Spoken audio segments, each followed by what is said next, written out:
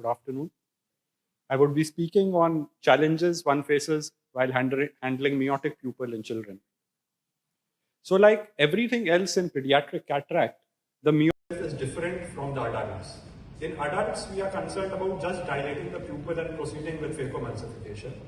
Whereas here, the main concern is the comorbidity which is causing the meiosis. Usually, more often than not, these eyes are structurally abnormal. The common causes of miotic pupil are syndromes like rubella, microphthalmos, trauma, presence of present or an earlier inflammation in the eye, or in neonates. Very small children, their pupils don't dilate. So, preoperative investigations and examination have to be thorough so as to ascertain the cause of the pupil which is refusing to dilate. A good B scan is important to ascertain the probable cause.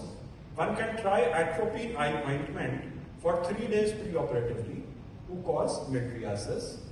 And more importantly, one should be ready to face the difficulties while operating these children.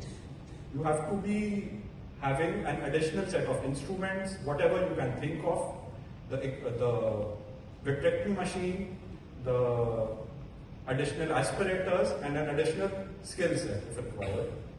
And definitely, handling miotic pupil in children is not for beginners. People who are starting to handle pediatric cataract should probably perform at least 50 pediatric cataract surgeries before they start handling these comorbidities, and it will become apparent as we see the subsequent videos. In the intraoperative time, you have to be ready to individualize your approach. No single strategy will work. Adrenaline and viscomydriasis helps in certain number of cases. There should be minimal manipulation of the iris. You don't want the pupil size to come down further. And one should avoid iris hooks and sphincterotomies. Iris hooks because you don't want an additional 4 incisions in the cornea of a newborn. And sphincterotomies because you must understand that the pathology here is the maldeveloped dilator muscles and not the tight sphincter, which is the case in adults. Pupil expanders work if in selected cases. Bimanual irrigation aspiration handpiece is an asset. Importantly, the intraocular lens should be of an appropriate size. I told you that many of these eyes are small. So you must get a customized IOL if required. Smaller than usual size, and definitely not implant an adult size IOL in a small eye. And one should aim for a central axis clarity and not go for too much exploration behind a non-dilated pupil. And the actual struggle is with the comorbidity, as would be apparent in the videos.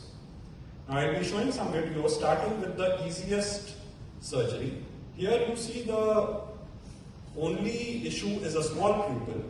It is a neonate, and performing the surgery as such is not all that difficult because the lens matter is soft. Most of it flows out with a good hydrodissection, and the remainder can be safely aspirated. You can even proceed to do the posterior capsule management through this, maybe 3.5 4 mm pupil size. Now, this patient of trauma with a synechia which is preventing the pupil from getting dilated, a simple synecholysis works. You perform the synecholysis, instill some adrenaline, and you can proceed with the surgery carefully. And it's not a big challenge handling the posterior capsule and implanting an IOL. And at the end of the surgery, you can get a good round pupil, a centralized IOL, and it's all good. Now, sometimes you don't need to actually remove the synechia. This is another child of trauma who has a subluxated cataract. Now, this adhesion is actually stabilizing the capsular bag, and I've left the adhesion intact and proceeded with the surgery. The corneal opacity can be seen anterior to the adhesion, and you can complete the surgery with a good clear central axis. Now this is a challenging case, a small child with rubella syndrome, and the overall corneal size is 9 mm, and unfortunately this was the better eye of this child. I have performed stretch pupilloplasty, but the actual challenge begins after dilating the pupil. It's a membranous cataract, and the struggle is performing the capsular opening and aspirating this calcified lens matter. Important here is to remain patient. I use the IEA handpiece carefully and aspirate these pieces. Some of these can be expressed out through viscoexpression, and the surgery takes time, but eventually we have a satisfactory outcome. You see the capsular pieces, they are struggling, and this is the calcified capsule which has to be nudged into the irrigation handpiece. I implant a customized IOL. The overall size of the IOL was 9 mm, and we were able to complete the surgery. The IOL is being dialed into the bag.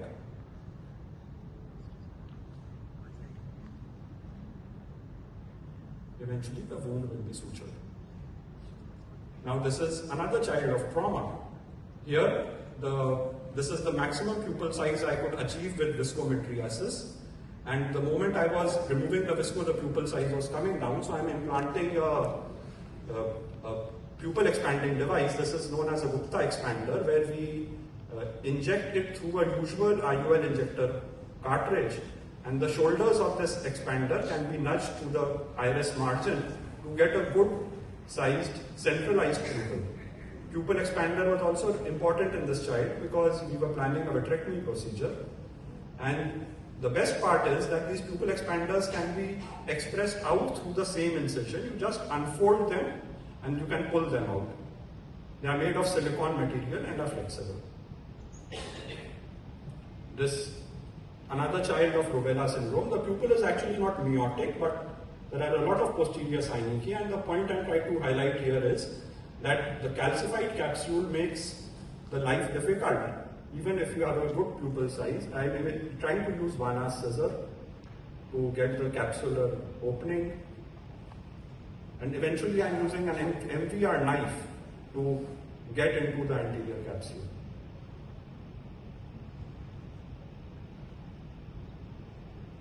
You nudge it, and carefully, once we have the entry, the calcified material can be cut. Some of it can be delivered out by viscoexpression. Some would need a vitrectomy handpiece. Some can be aspirated.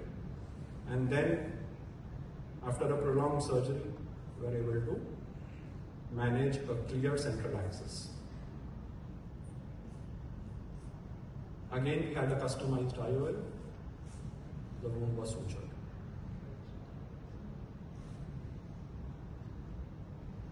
Eight-month-old with a calcified capsule. Now, here again the capsule management is a challenge. I need Vanna's scissor to cut it, completed with a vitrector.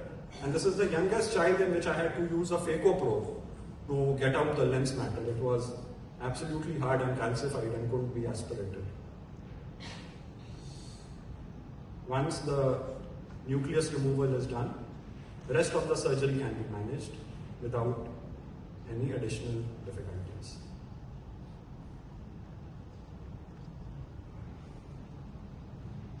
Now this is a child who was planned for secondary intraocular lens implant, and the meiosis was actually due to presence of vitreous in the pupillary plane.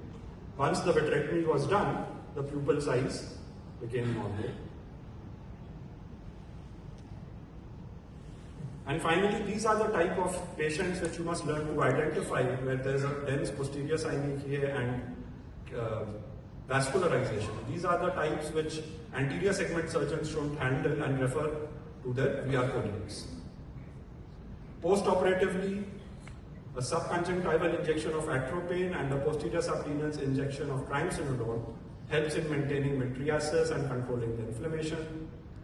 I prefer to use topical phenylephrine and tropicamide in the post-op period to keep the pupil mobile rather than use atropine, which is usually done for other pediatric cataracts. Frequent steroids, both systemic and topical. Early refraction in glasses prescription. These children will require frequent follow-ups to manage the visual axis opacification. Finally, to summarize, a good preoperative planning is important. One has to be ready for surprises and try to individualize. The bigger challenge is the unusual cataract morphology. And patience is very important in the operating room. And remember, for such children, perfect is often the enemy of good. You must try to have a good pseudophakic central clear axis with minimal manipulation. And the rest of it can be handled subsequently. I thank you all for the patient hearing.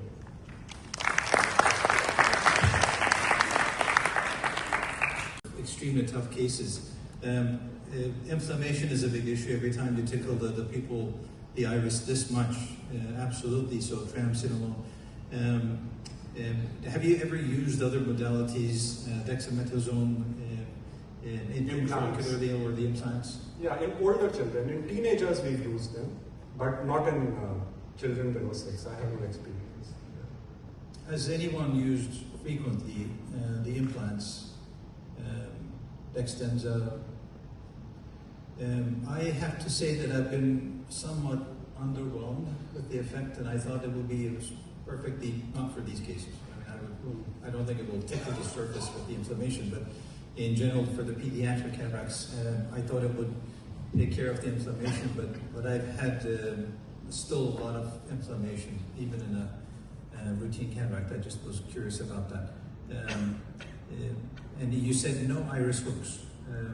Can you elaborate a little bit more about that? You will have additional incisions, corneal incisions in small children, and although we don't always suture all of them, but we have to be extra wary while making the incisions. And more so the iris hook incisions, they work well if they are uniplanar, because then manipulating the iris hook through a biplanar incision itself becomes challenging.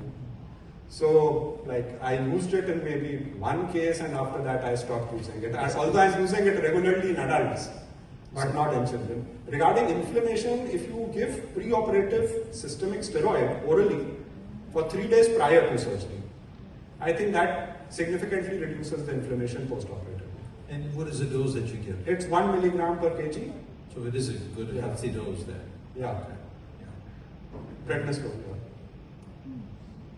And I was going to also ask about this. Sometimes I've used, when the pupil, when they have very small eyes and anterior segment, like a 6 millimeter corneal diameter kind of an eye, just everything is small. Those cases, maybe enlarging the pupil with retractor, eating up a little bit to give them, because unless you do that, it seems like the inflammation scars down into everything down. No, I won't advise that, because there's a risk of intraoperative bleeding if you are using the retractor, and then that's a destructive procedure. I would rather suggest go ahead with a clean central axis, don't implant an IOL, let the child grow to about 4 years, 5 years, and then we can manage. Maybe till then the aphakic glasses would be okay.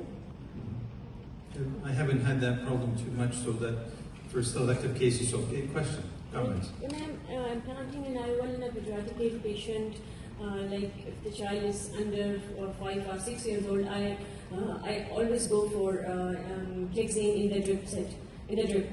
So it works very well. It prevents intraocular inflammation. Is that heparin you are talking about? Low molecular weight heparin? Yeah, low molecular weight heparin. 6,000, using the 6,000 international unit. That was more recommended in the older type of IOLs. I think with the current IOLs. I'm using them with the current IOLs, and I'm very satisfied with the results. I'm using the routine drops as I prescribe in rest of the my pediatric patients. And I use these iris hooks in very few patients when there was a very pinpoint pupil, but the iris become very irregular after the surgery. It remains irregular. This is one of the It causes permanent stretching of the skin. Yeah, it is. Thank you. We have used lots of hooks, and one technique, if I might say, is that instead of using a knife, use a 27 gauge needle. Grishammer hooks can be very beautifully placed through a 27 gauge needle. And that's an excellent idea. Yeah, and then incision is only uniplane. Yes, it does cause a little bit of tearing of pupillary sphincter and sometimes rigid pupils. We haven't used any preoperative steroids for under-symptomatic cases. So I think inflammation is no longer an issue if you use the full. If you are careful enough and don't touch the iris unnecessarily. Yes, yes. So iris hooks, because I'm talking about Grishammer hook. I don't know. I have not used any other types. But Grishammer hooks can very be easily placed through a 27 gauge needle incision, which does not. They come with an injector or they are the usual? No. 27 gauge needle. Your regular 27 gauge needle, it can be placed through that. Does not require any suturing, and only sometimes does cause a mild tearing of the. Yes, comment. Thank you, madam. I was about to tell this. You can be saying this, and this makes life easy. But in these kind of cases, I think these kind of cases are more common in our part. I don't know, in my hospital. Yeah. Because rubella is a common cause. Yes. And I think our subcontinent is endemic for rubella because of low vaccination. Because so many cases in every OT day schedule, so many cases like this. My waiting list runs to 4 months currently. So I'm experiencing secondary glaucoma. To combat that, do you prefer to do intraoperative PR? No. No. So how are you managing this? No, if the eye is small, don't put in an IOL or put in a small IOL. Then glaucoma is not an issue. If you try to manipulate an adult-sized IOL in a small eye, you are definitely going to get glaucoma. Okay, thank you. Heba Bitwali from Egypt. Thanks, Dr. Rewa, for the very nice talk. Thanks, Dr. Fu, and all the speakers for the talks. I don't use iris hooks because, as you just said, it might cause irreversible stretching or overstretching. But I want to ask you, why use sphincterotomies? That is a desperate. You see, that's a desperate situation where I'm unable to get a clear central axis without getting a little stretch on the pupil. It was a 2 mm pupil. I just stretched it to about 4 mm. Ideally, it shouldn't be done, but what else? You don't have any other option. I mean, in some cases, when I have a pinpoint pupil and I don't want to use iris hooks, I use identical radial sphincterotomies, and so it helps me not to make very strong stretching of the pupil. Sphincterotomies don't work in rubella cataracts. I talk about a narrow pupil in general. No, in adults they work very well. But the issue in rubella and in premature children is the defective dilator muscles, not the tight constrictor. So the sphincterotomies, they don't work. You'll need to mechanically stretch it out so with either an iris or I usually do stretching after doing radial sphincterotomies, but it helps me not to do a very aggressive stretching to have my pupil dilated. It was what I meant by that radial sphincterotomies can help lessen our stretching. The pull. Okay. And I've seen quite many patients from Egypt and with the same technique, and it works well in great hands. But again, rubella cataract is a very different animal. Yes, another comment, and that will be, then we'll go to the next speaker. Yes, since we are talking about the small pupils and pediatric cases, any tips on how to manage uveitic cataracts where we find posterior? I think they are the most challenging pediatric cataracts to handle. One tip is, if it's a JIA, don't implant an IOL. Yes. That's an absolute contraindication for me. In fact, the only contraindication for putting in an IOL is juvenile idiopathic arthritis.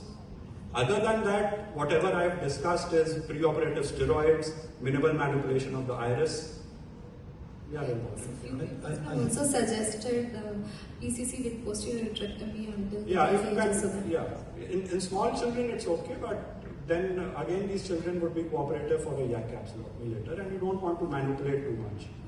I have to say, for the IOLs, if the inflammation is under control, now with the immunomodulators, we're in a very different era. If it's available, if it's used, and if inflammation is really, really under control, the IOL is not a problem. But till you get there, you really need to. I mean, in an active, questionable inflammation, do not put the IOL. That would be the worst thing. So post-operatively, if there is a PCO, how good is YAG cap scrutiny in these cases? Whether we can intervene and do the YAG cap? Do an early YAG cap before the pupil comes down again. Yeah, we're going to, with that, thank you for the great discussion. And we're going to go to our hosts, Dr.